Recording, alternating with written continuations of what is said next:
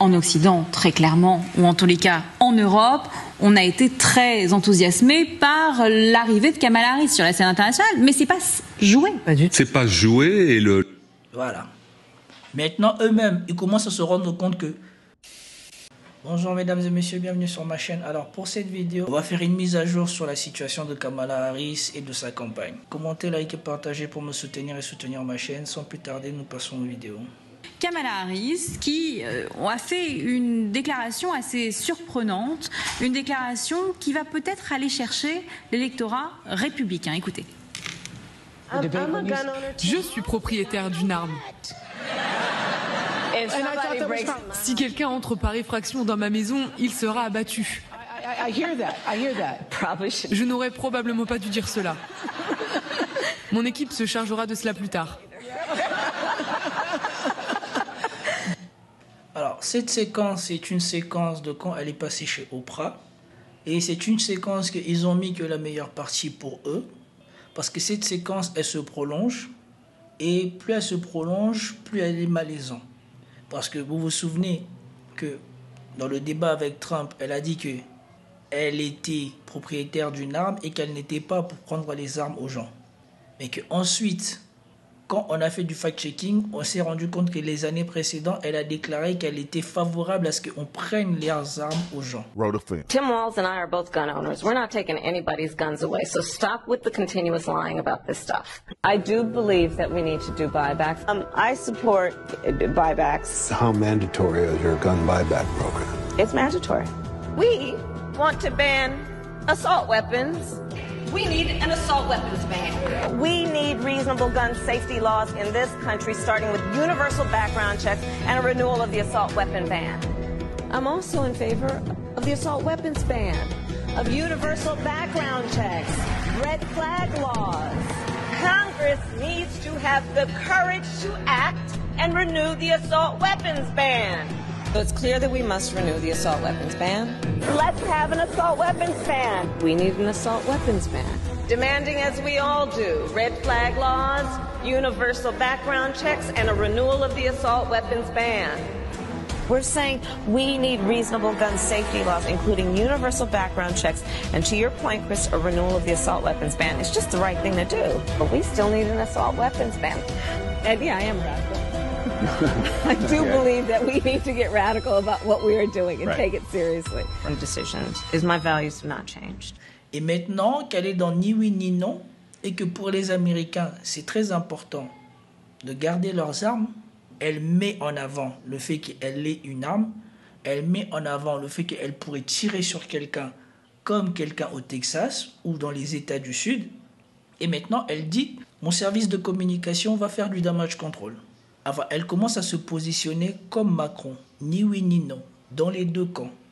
Et moi, je vous avais dit que la posture de Kamala Harris, c'est vraiment de ne pas perdre l'électorat démocrate.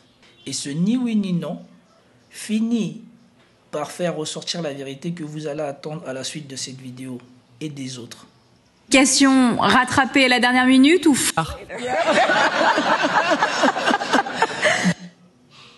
Question rattrapée à la dernière minute ou faussement, une déclaration faussement organisée? Moi, je pense qu'elle veut donner des gages à cet électorat qu'elle veut aller chercher dans ces fameux États swing, notamment les hommes noirs actuellement et les hommes républicains hésitants, exaspérés par la personnalité de Trump, plus centristes.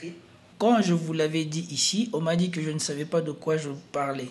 Je vous ai dit que quand on fait la décomposition du soutien de Kamala Harris, il manque les soutiens les plus importants.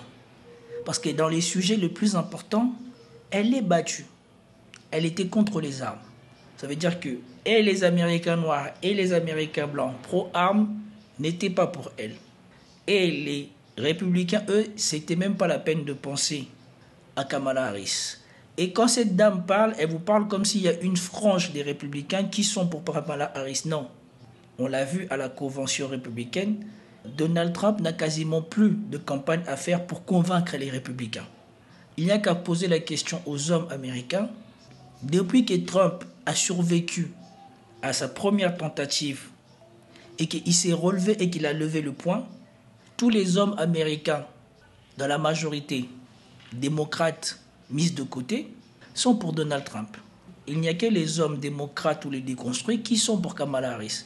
À part ça, tous les hommes, les indécis, la plupart d'entre eux sont pour Trump. Parce que Trump, il a représenté ce que eux tous, ils voudraient être. Un homme qui survit à la difficulté et qui reste fort et qui continue le combat. Et ici, on veut vous faire croire qu'il y a des hommes républicains qui ne supporteraient pas Trump. Ça, c'est faux. Et on vous dit qu'elle est en retard chez les hommes. Chez les hommes noirs, ça déjà je vous l'avais dit que chez les hommes noirs, Kamala Harris n'avait pas pris.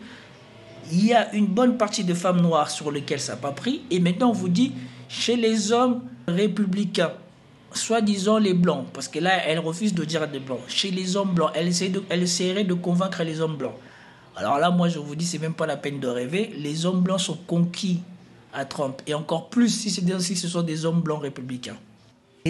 Et donc, évidemment, la question des armes, c'est une question qui peut parler en fait à cet électorat masculin sur lequel elle a une grande faiblesse. Vous savez que cette élection est incroyablement genrée. Les spécialistes du genre doivent être tout à fait à leur affaire aujourd'hui, puisque vous avez une élection dans laquelle beaucoup de femmes vont se porter vers Kamala Harris. Encore qu'il faut être prudent sur les femmes blanches, parce que sous Hillary, on pensait qu'elle allait emporter le vote des femmes blanches, et puis finalement, c'est Trump qui l'a eu. Moi, j'aime bien cette dame parce qu'elle doit surprendre la présentatrice ou celle qui anime le débat, parce qu'elle ne devait pas s'attendre à ce qu'on lui apporte un décortiquage aussi précis de la situation de Kamala Harris. La majorité des gens qui se projettent en Kamala Harris sont les femmes modernes noires. Comme par hasard, la plupart de ces femmes modernes noires sont du même profil que elle. Ce sont des femmes modernes qui ont du mal à trouver un partenaire, qui la plupart du temps sont célibataires, qui la plupart du temps sont éduqués, qui la plupart du temps méprisent les hommes noirs. Ça, c'est pas suffisant pour gagner une élection présidentielle, parce que la plupart des femmes blanches sont mariées, respectent leur mari, qu'elles gagnent de l'argent ou pas. Et donc, elles n'ont rien en commun avec Kamala Harris, parce que Kamala Harris peut-être représente l'espoir de ce que les femmes noires voudraient être un jour.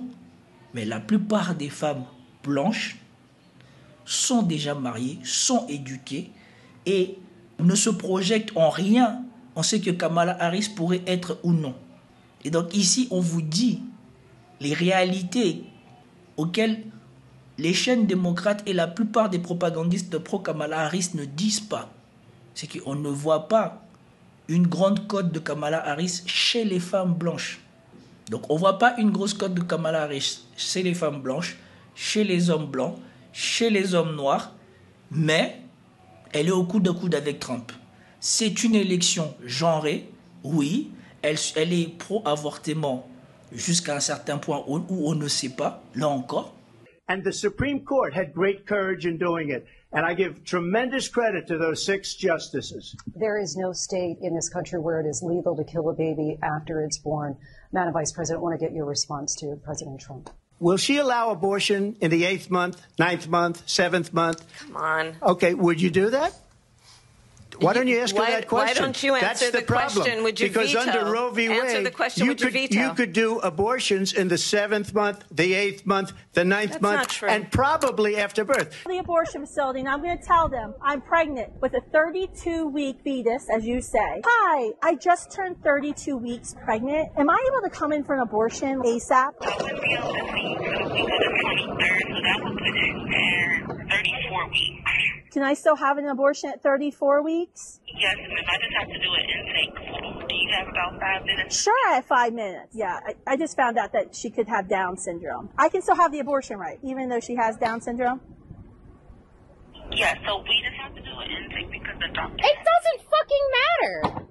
That's late-term abortion, ma'am. That's abortion in the 8th month of pregnancy that's discriminatory based on someone's genetic code. She just confirmed she would commit an abortion on me with my child who's viable and can live outside the womb. Just look at the former governor of Virginia. The governor of Virginia said we put the baby aside and then we determine what we want to do with the baby. Et sur les questions de l'économie, qui c'est qui représente la première préoccupation des Américains au sujet de cette élection? Trump Trump est vu comme le meilleur candidat pour répondre à ces questions à plus de 50%. La dernière fois, CNN avait crédité de 55 ou 57%. Mais, avec tout ça, elle est au coude à coude avec Trump, comme on va le voir plus tard ici. Mais c'est vrai qu'on voit dans les sondages clairement Kamala gagner chez les femmes et Trump gagner chez les hommes et avec une sorte de petite montée chez les hommes noirs. Mais ce qui est vrai, c'est que ce n'est pas une petite montée chez les hommes noirs, c'est une grande montée chez les hommes noirs, y compris chez les hommes latinos et chez les femmes latinos. Je ne sais pas quels panels sont utilisés pour faire ces sondages, mais je peux vous garantir que c'est loin d'être représentatif de la société américaine. Parce qu'ici, quand on vous décortique ça comme ça, vous voyez bien que ce n'est pas tenable ces sondages. À moins de remplir le panel de femmes noires, de femmes modernes. Et quand je dis femmes modernes, là, il faut mélanger les femmes noires et les femmes blanches et les femmes de toutes les communautés qui voudraient être comme Kamala Harris. À moins de remplir le panel de ces femmes-là, il n'y a pas moyen que ces trucs-là la tiennent. Parce que Kamala Harris, avec son histoire, avec comment elle a mené sa vie, avec les casseroles, avec son intégrité qui est à redire, je ne vois pas quels sont les hommes, je ne vois pas quelles sont les femmes mariées, mères, qui voudraient ressembler à Kamala Harris. Le problème de Kamala Harris, donc maintenant elle dit moi je suis une femme, j'ai une arme, je suis pour les armes, etc. C'est qu'elle brouille les cartes en permanence. Et je crois que ça va être le grand problème de Kamala Harris, c'est qu'elle est en fait elle reste finalement une sorte de page blanche, une personnalité dont on demande si derrière ces changements, ces virements de bord, il y a une vraie conviction. Et je crois que ça va être le gros problème de sa campagne. Il lui reste très peu de semaines pour se définir et aujourd'hui les républicains sont à fond là-dessus sur l'idée en fait qu'elle est vide, qu'elle n'a pas de conviction, ou alors qu'elle cache des convictions de gauche par ces espèces de virages à droite. Donc je pense que ça va être sa grande difficulté parce que finalement... Pourquoi les républicains cacheraient qu'elle n'a pas de conviction? Il y a quelques mois, elle n'avait aucune conviction de devenir ou de vouloir devenir président des États-Unis. Et donc, ce n'est pas qu'elle le cache ou elle n'en a pas. Elle n'en a pas. Elle n'était pas prête, elle ne s'est jamais préparée pour. C'est une opportuniste. Et c'est une honte qu'une opportuniste soit sur le point de devenir président des États-Unis. Vous voyez que chez Trump, c'est une conviction, puisque ça fait, depuis qu'il a quitté la Maison-Blanche, eux-mêmes, les démocrates, savent que son ambition, c'est de revenir. Ils ont tout fait pour pouvoir l'empêcher de revenir. Ils n'y sont pas arrivés. Et donc, il n'y a même pas besoin de se poser la question si Trump a la conviction de vouloir devenir président des États-Unis et de travailler pour l'Amérique. La question ne se pose même pas. Elle espère gagner cette élection sur la question de personnalité, c'est-à-dire dire moi je suis une personnalité, I'm a president of joy, c'est ce qu'avait dit Obama. D'ailleurs, c'est pour ça qu'elle fait une interview avec Oprah Winfrey, qui est tout de même l'emblème de ce rapprochement avec les Américains, cette convivialité leur manque. Exactement. Et voilà. Ouais, ici, on vient nous présenter Oprah comme l'emblème de la convivialité, ce rapprochement avec les Américains. Oprah, elle a plein de casseroles. C'est parce qu'elle est quasiment intouchable qu'on ne met pas à jour les choses qui lui sont reprochées. Oprah fait partie des gens qui étaient dans la liste de Weinstein, le milliardaire là, qui avait l'île où il emmenait des enfants, qui s'est pendu lui-même dans sa cellule. Oprah est louche dans ses affaires là-bas. Oprah était proche de l'autre producteur américain des films là, qui s'est fait arrêter. Oprah encore était un proche à ce mec-là. Sans compter les déboires qui lui sont reprochés avec la communauté afro-américaine quand il travaille pour elle. Elle a un problème avec l'autre actrice là, Monique, qui a dénoncé comment Oprah paye mal dans ses sociétés de production les actrices et les acteurs américains qui travaillent pour elle. Et donc, elle prend une figure qui, depuis lors, est plus si ressembleuse dans la communauté noire et même de la communauté blanche, pour pouvoir se redorer une image de comme quoi elle serait proche du public. Si vous regardez les gens qui viennent chez Oprah, la plupart du temps, ça n'a plus rien à voir avec le public moyen américain. C'est comme on dirait chez nous en France, c'est des bobos. C'est des bobos noirs américains et des bobos blanches. Et donc, elle joue là-dessus, et c'est finalement de l'anti-Trump. C'est-à-dire, elle dit, regardez, ce personnage est abject, il est horrible, et donc, venez vers moi. Mais le problème, c'est que, justement, elle joue tout sur la personnalité, et très peu sur les programmes, très peu sur les convictions profondes. Et il y a une, je ne sais pas si j'ai le temps de dire une petite chose, c'est que dans le Wall Street Journal, il y a aujourd'hui un article intéressant de Peggy Noonan, qui était en fait la plume de Ronald Reagan. Et elle fait un article très intéressant sur Kamala Harris, où elle dit, au fond, le problème, c'est que, justement, il y a un vide. Et on se demande si on ne va pas être obligé de choisir entre l'horrible, donc sous-entendu Trump, et le vide, sous-entendu Kamala. Mais regardez. Et regardez, maintenant je veux vous illustrer parfaitement ce que vient de dire cette dame sur Kamala Harris. Officer Tatum a fait une vidéo qui montre Kamala Harris interviewée par des journalistes noirs, et vous-même vous allez vous rendre compte du vide du phénomène Kamala Harris. Et surtout, vous allez vous rendre compte que Kamala Harris, culturellement, n'est vraiment pas noire. Et il y a un parallèle même où on va montrer Kamala Harris en train de saluer à la fin de son interview. On va montrer Obama et la caricature d'Obama, comment il se comporte avec des noirs. Et c'est là que vous comprenez toute la supercherie et pourquoi ça ne prend pas cette soi-disant hype qu'on vend à l'étranger, qu'elle serait noire ou qu'elle serait adoubée par la communauté noire. Donc ici, on commence par la fameuse question auquel, à chaque fois qu'on lui pose la question, elle n'arrive pas à répondre. Est-ce que les électeurs sont mieux maintenant qu'il y a 4 ans? Enfin, vous allez voir comment elle élude la question et comment elle fait de la lèche. C'est parti. Moi, j'ai laissé ici tout le temps que ça lui a pris de répondre à la question. Elle va parler 5 minutes et il n'y aura pas la réponse. Et je vous donne la référence de la vidéo.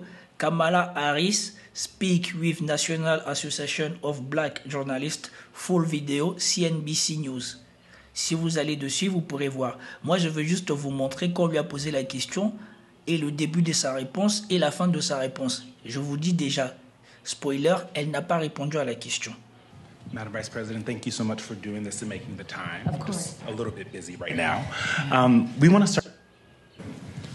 Madam Vice President, thank you so much for doing this and making the time. Of course. Just a little bit busy right now.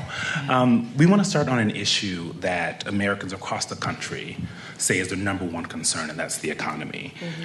A question that has been asked of you and everybody that's on the Democratic side is whether or not voters are better off now than they were 4 years ago. Are they... Là, on vient de nous poser la question. Est-ce que les votants, est-ce que les voteurs sont mieux maintenant qu'ils étaient il y a 4 ans? Écoutez. Better off now than they were 4 years ago. So when we came into... Well, first of all, let me just say, it is good to be with the National... On va prendre le temps qu'elle prend à chaque fois pour répondre. Là, on lui pose la question à peu près à la 28e seconde. Regarde. Association of Black Journalists, and I thank you for the work you do and that your members do every day. It is very important that we ensure that this organization and your members always have the resources and the platforms to deliver the voices that must be heard. So I thank you for hosting me today. Elle commence par prendre 20 minutes pour faire de la lèche à l'association des journalistes noirs en disant qu'il faut prendre le temps de s'assurer que vous ayez le moyen de pouvoir continuer à promouvoir ou à faire votre travail, promouvoir votre travail. Comme si, pendant Trump, l'association des journalistes noirs, il leur est arrivé quelque chose où on les a attaqués. Et je vous rappelle que Trump est venu ici, et avec Trump, ça a été beaucoup plus dur. Et Trump, on ne lui a pas fait un panel ou de deux journalistes noirs avec une journaliste noire, non.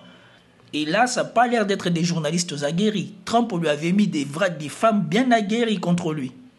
Et l'accueil n'avait pas été aussi cordial. Et Trump, il en avait même fait le début de sa réponse en disant que voilà, vous m'accueillez directement, vous commencez par des trucs difficiles, si je me souviens bien. 4 years ago, when we came in during the worst unemployment since the Great Depression. Voilà. Premièrement, comme nous sommes arrivés au pire moment du chômage depuis la Grande Dépression. Et elle va faire une liste exhaustive comme ça qu'elle va imputer à Trump. Alors que nous savons tous que Trump, c'est l'un des présidents sur les 20 dernières années qui a obtenu les meilleurs résultats économiques des États-Unis.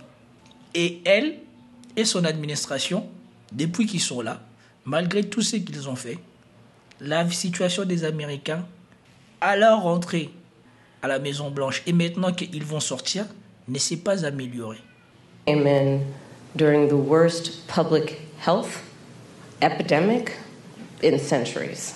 We came in after the worst attack on our democracy since the Civil War. Et donc, je ne vais pas faire ici durer la vidéo, vous avez la référence, mais si vous pouvez aller voir, ça va aller jusqu'à 5 minutes 30.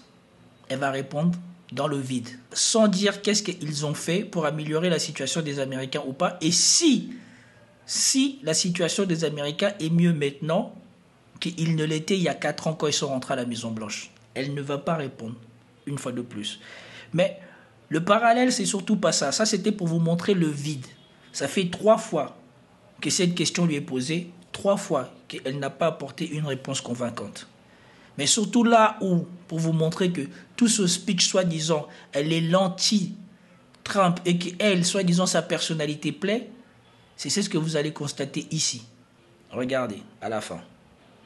Et je préfère dire, c'est une attaque facile d'officier Tatum, mais c'est aussi facile parce que c'est ce que les démocrates ont mis en avant. Ils ont mis en avant que cette dame, c'était soi-disant la Obama 2.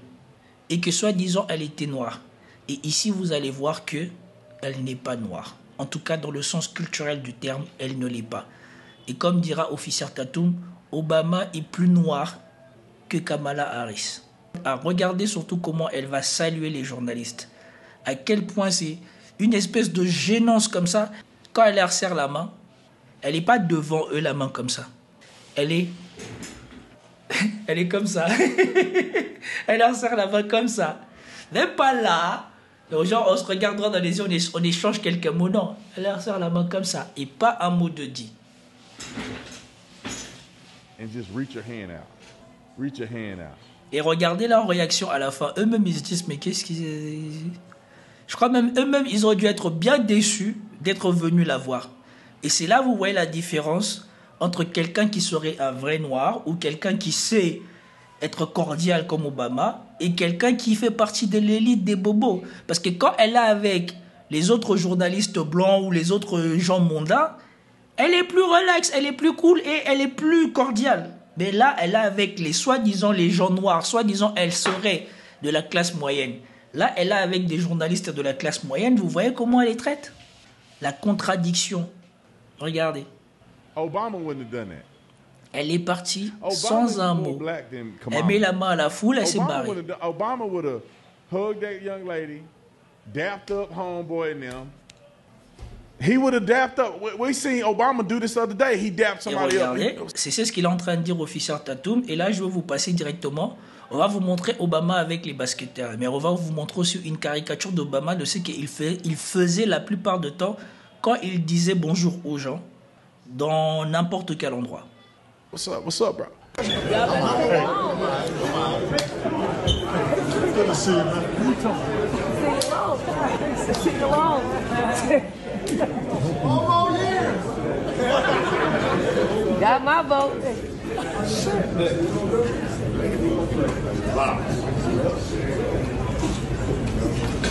All right. Et maintenant, regardez la caricature d'Obama. Et ça, c'est après ce qu'Obama faisait aux gens aussi. Regardez. Couple introductions with the chat here. This is John O'Rourke. Nice to meet you, John. Mr. Ian Roberts. Nice to meet you. Peter Tencio. All right. Nice to meet you. Jerome Smith. Come on, brother. What's up, fam? You know this. Keith Williamson. Nice to meet you. Mary Woodbury. Nice to meet you. Jay Martell. Nice to meet you, sir. Tasha Robbins. Come on, come on, come on. Feel that? Emily George. Feel that? All right. Et là, vous comprenez pourquoi Obama, malgré qu'il soit un président qui n'a pas fait grand-chose pour la communauté noire pendant sa présidence, a toujours été apprécié de la majorité ou de la plupart de la communauté noire. Parce que quand il voyait des gens noirs dans les cercles dans lesquels il se trouve, il s'est toujours montré cordial, il s'est toujours montré solidaire, il s'est toujours montré sympa, il s'est toujours montré plus humain avec eux. On vous vend Kamala Harris comme la Obama 2. Regardez dans quelle atmosphère bizarre elle est partie, où elle a salué les gens avant de partir de cette soi-disant table ronde ou alors interview avec l'association des journalistes noirs. Nice to meet you. Daryl Stokes. Come on. What's up, fam? How you doing? Ok. Et pour finir, ce que je vous ai toujours dit, mon plus grand problème avec Kamala Harris, c'est sa proportion à mentir. Et c'est ce qui va se passer ici. Regardez. On va lui poser la question de où elle était ou par rapport à qu'est-ce qu'elle faisait le 6 janvier. Parce que c'est devenu la référence de démocrate. Les 6 janvier, quand les gens ont marché sur le Capitole. Et on va lui dire, on va lui laisser la porte ouverte pour répondre où elle était. Au lieu de dire qu'elle était au Capitole et qu'après elle est partie, elle va mentir qu'elle était dans le bâtiment pendant l'assaut. Et ça, c'est factuel. Elle est venue le matin, elle s'est barrée et pendant tout l'incident, elle n'était pas au Capitole. On January 6th, your vehicle was allowed to kind of pass a viable pipe bomb. We've seen... No, I was in the building. You were in the building. Là, il lui parle de l'incident qu'on a dit et que vous pouvez retrouver sur tous les télés américaines, qu'elle était passée pas loin d'une bombe artisanale qui était jetée quelque part et qu'elle n'était pas au Capitole. Elle corrige le journaliste en disant qu'elle était dans le Capitole. Et là, ça va faire réagir même officier Tatum. Et même moi-même, je suis parti vérifier. Et heureusement, sur YouTube, comme par hasard, tu ne trouves pas qu'elle a menti. Mais sur Twitter, tu retrouves qu'elle a menti. And we've seen... She was, listen, she's so disingenuous. She said she was in the building, which is true. But she left the building hours before any of this happened. So on January 6th, she was in the building, but she left on surveillance camera. She leaves the building before any of this happens. And when all of this January 6th stuff went down, she wasn't there. Now she was there. And they're far to protect all of you. I do. You feel safe, President Trump. Do you have full confidence in the Secret Service? Against her? Et donc, vous venez d'attendre officier Tatum parler, parce qu'officier Tatum vous dit que voilà, on lui a tendu la perche pour qu'elle s'explique, et elle a préféré mentir. Et voici les caméras qui montrent Kamala Harris en train de quitter le Capitole le 6 janvier. Et ici, vous pouvez lire qu'elle quitte le Capitole bien avant que tous ces incidents n'arrivent. Elle a quitté le Capitole à 11h21 du matin. Et donc oui, elle était venue, mais elle n'était pas dans le bâtiment quand tous ces incidents sont arrivés après. Et mon problème avec Kamala Harris, c'est ça. Voilà pourquoi pour moi c'est le vide, c'est le mensonge. Voilà pourquoi elle n'a pas la conviction d'être présidente des États-Unis. Voilà pourquoi c'est une opportuniste. Elle ne rate pas une occasion de mentir dans le but de devenir président. Tout ça pourquoi? Parce qu'elle n'était pas préparée. Là où tu pourrais étaler ta conviction et que ceux qui ne croient pas en toi disent définitivement c'est pas toi, mais ceux qui doutaient et ceux qui croient en toi puissent dire que voilà, elle a la conviction qu'elle veut l'être et elle ne veut pas faire de compromis sur telle chose, elle passe son temps à faire en même temps comme Macron. Parce que ce qui sauve les Américains, c'est que les États-Unis, c'est pas la France. Ça aurait été en France, tous les médias auraient été dans son sens. Aux États-Unis, les deux camps les plus forts politiquement ont leurs propres médias et aussi les indépendants ont leurs propres médias. Et si vous rajoutez tous les journalistes et tous les indépendants qui parlent de la politique, ça ne laisse pas la place à pouvoir étaler des mensonges comme on étale des mensonges en France. Et donc par conséquent, on voit tous les jours que cette dame, je suis désolé de le dire une fois de plus, c'est une pure fabrication. C'est du pur damage control parce que Joe Biden avait, je vais le dire avec mes propres mots, Joe Biden avait se belé. Joe Biden a voulu se représenter, ce qui n'a pas permis aux candidats de préparer leur vrai champion pour affronter Donald Trump, et qu'avec le temps, comme on est en train de le voir, comme les difficultés qu'elle rencontre, le temps était trop court pour pouvoir faire une candidature solide contre Donald Trump. On a pris une candidature qui colmatait au maximum les brèches pour que les démocrates ne saignent pas pendant les élections. On a pris une femme qu'on veut faire passer pour une noire, qu'on veut faire passer pour compétente, qu'on veut faire passer pour tout ce qu'on reproche à Trump ou pour tout ce que Joe Biden ne pouvait pas être. Mais ce qu'on a oublié de vérifier, c'est sa conviction, c'est sa personnalité, c'est l'incarnation que tu veux devenir président. Elle ne l'a pas. Et ça ne s'invente pas en quelques semaines. C'est exactement comme Bardella qui s'est écroulé quand on a commencé à montrer tous les autres candidats du RN qui ressemblaient à des dingues qui voulaient avoir des postes de députés. Et là, le RN s'est écroulé et maintenant c'est devenu... On leur a volé leur victoire en faisant le bloc républicain. C'est exactement ça. Et maintenant, ils ne peuvent quasiment plus le cacher parce que les derniers sondages américains, comme je ne sais pas, peut-être qu'on va repartir sur la vidéo de TF1, le montrent, soi-disant, il serait 50-50 maintenant. Et donc, regardons Kamala Harris sortir de l'immeuble définitivement.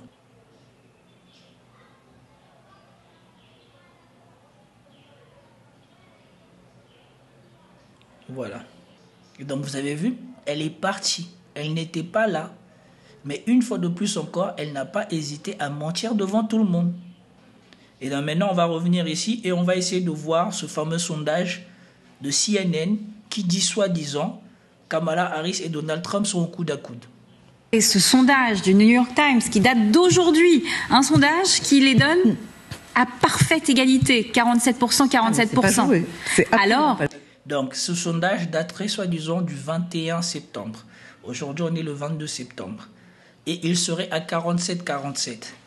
Donc, si on suit ce que dit ce sondage, d'après vous, la dynamique pour gagner serait de quel côté? Parce que, soi-disant, dès que Joe Biden a abandonné, ils nous ont tous vendu qu'elle était favorite. Ils l'ont fait monter dans les sondages jusqu'à des niveaux qui n'ont jamais existé. Et maintenant, elle s'écroule petit à petit, et maintenant, elle est rattrapée par Trump. Et dites-vous que maintenant, si sur CNN, il montre un sondage où il est donne à 47-47, qu'en est-il sur les panels de droite de ce sondage? Et surtout, qu'en est-il si on prend un échantillon vraiment représentatif de la diversité des Américains? Que en Occident, très clairement, ou en tous les cas en Europe, on a été très enthousiasmé par l'arrivée de Kamala Harris sur la scène internationale, mais c'est pas joué. Pas du tout. Maintenant, eux-mêmes, ils commencent à se rendre compte que ça sera difficile de faire croire aux Américains que Trump a perdu. Surtout que Trump vient de survivre encore à une deuxième tentative d'assassinat. Donc, ça devient très compliqué de mettre en place le scénario où cette dame serait soi-disant favorite à la place de Trump. Et donc ici, même moi je suis dubitatif. Franchement, je ne sais plus si on va assister au triomphe de Trump ou à une petite victoire de Kamala Harris. Franchement, je ne sais pas. Parce que si on suit ce qui s'est passé avec la campagne de Hillary Clinton, qui avait fait une meilleure campagne que Kamala Harris, qui dans les sondages, ces mêmes sondages, était favori et qui s'est fait manger le M comme c'est pas permis par Donald Trump, ça veut dire que Kamala Harris, elle tiendra encore moins le coup que Hillary Clinton, puisqu'elle, elle n'a jamais été préparée à être présidente, personne n'envisageait de la mettre présidente, et vous voyez que sa campagne ne prend nulle part. À part chez les femmes noires modernes ou chez les femmes modernes qui, parce qu'il y a une femme contre un homme, Trump, et donc se projettent en se disant il serait bien qu'il y ait une femme à la présidence, le reste des gens, ils ne sont pas pour elle. Et donc, c'était tout pour cette vidéo. J'espère que vous avez apprécié. Si vous avez apprécié, commentez, likez, partagez. Et je vous dis à plus tard. Peace out.